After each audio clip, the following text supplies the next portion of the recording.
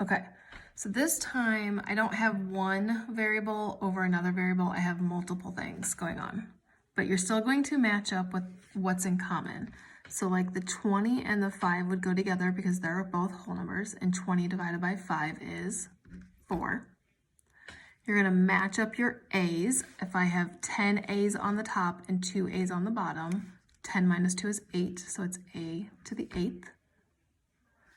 I have 12 B's on the top and 6 B's on the bottom, so that leaves me with 6 B's. And I have 15 C's on the top and 9 C's on the bottom, so 15 minus 9 is 6. Okay, match up the 32 and the 4, which is 8. I have 20 X's on the top and 4 X's on the bottom, so 20 minus 4 is my 16 again. Y to the 10th over Y to the 5th. 10 minus 5 is 5.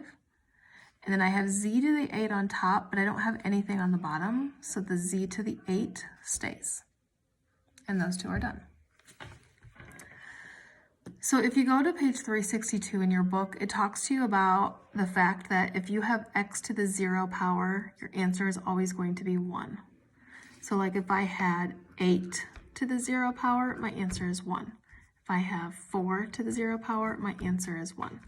If I have 10 to the 0 power, my answer is 1. Y to the 0 power, my answer is 1. Anything to a 0 power is 1. It's a very long explanation in there. Feel free to check it out, but we don't have the time to do it today, so we're going to go ahead and move on.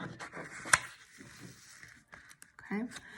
All right, this time I have my quotient again, but this time the quotient is being raised to a power. So I have to multiply everything on the top to the 5th and everything on the bottom to the 5th.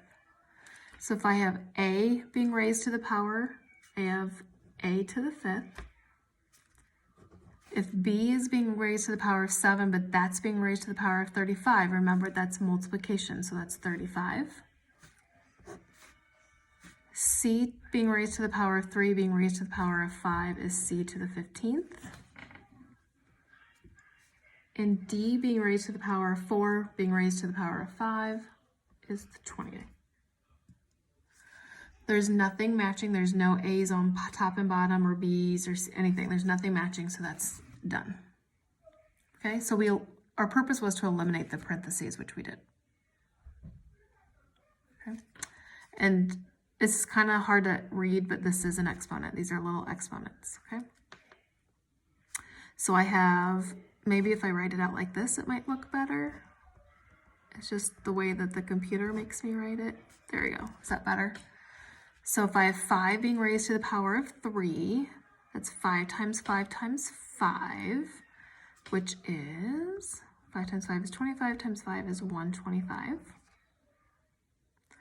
R is being raised to the power of 3, but that's being raised to the power of 3, so we multiply, so that's 9.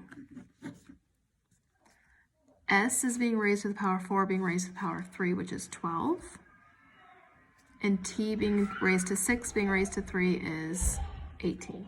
So remember, if you have something being raised to a power and that's being raised to a power, you multiply.